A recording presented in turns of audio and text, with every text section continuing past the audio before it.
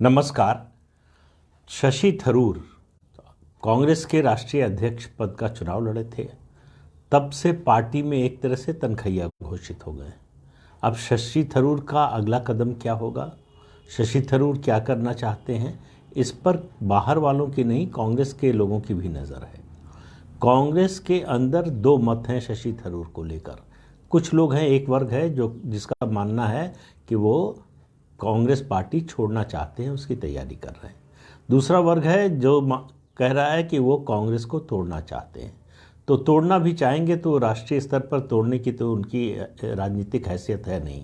केरल में ज़रूर कुछ कर सकते हैं और ऐसा लग रहा है केरल में वो कुछ करना चाहते हैं कि अध्यक्ष पद का चुनाव हारने के बाद से वो लगातार केरल का दौरा कर रहे हैं। और अभी हाल ही में 3-4 दिन पहले उन्होंने जो नायर सर्विस सोसाइटी है, नायर जाति के लोगों का बहुत बड़ा संगठन है, उसके एक समारोह में बोलते उन्होंने कहा कि नायर किसी दूसरे नायर को बर्दाश्त नहीं करता। तो उनका इशारा कई लोगों की तरफ था।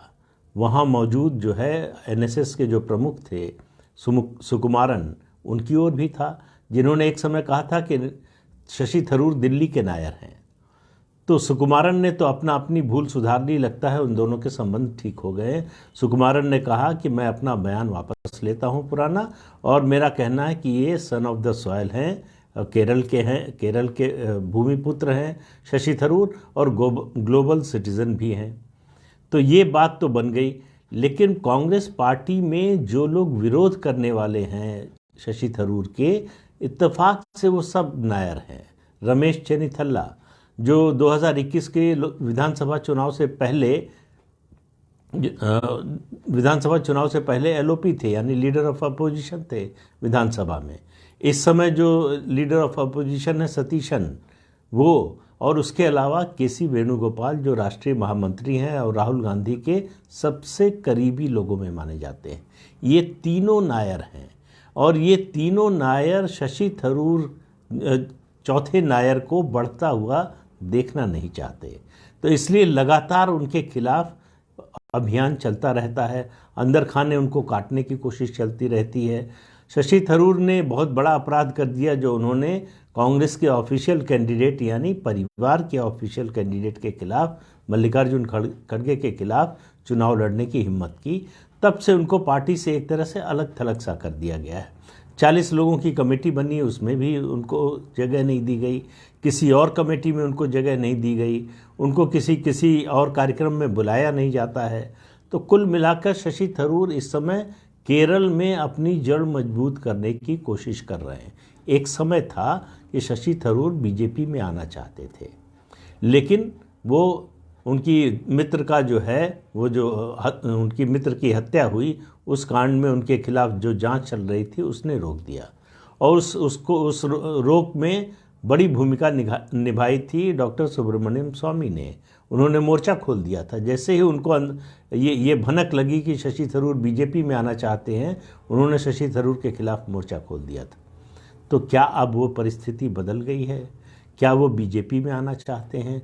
या केरल में कुछ लोगों का, उनके करीबी जो है, उनका ये कहना है कि वो केरल का दौरा इसलिए सघन दौरा कर रहे हैं क्योंकि वो चाहते हैं कि अगले विधानसभा चुनाव में उनको पार्टी मुख्यमंत्री के रूप में पेश करे।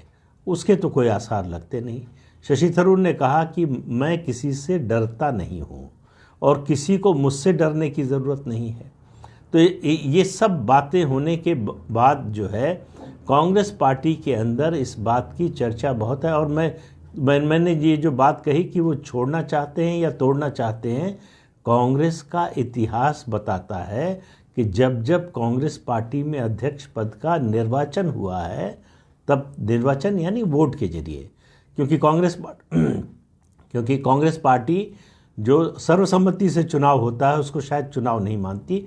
तो निर्वाचन जब होता है, ये छठा मौका है। इससे पहले 5 बार निर्वाचन हो चुका है और 4 बार पार्टी टूट चुकी है। तो क्या फिर कांग्रेस पार्टी एक नई टूट की ओर बढ़ रही है? ये कहना अभी बहुत जल्दबाजी होगी।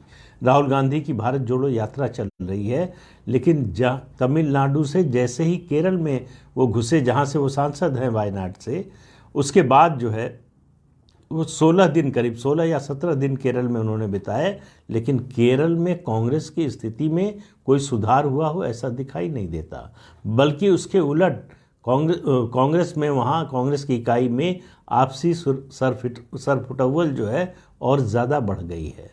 तो केरल में क्या होगा कांग्रेस का, शशि थरूर का क्या होगा, शशि थरूर का अगला कदम क्या होगा, ये सब मुद्दे हैं जिन पर आपकी और मेरी नज़र रहनी चाहिए।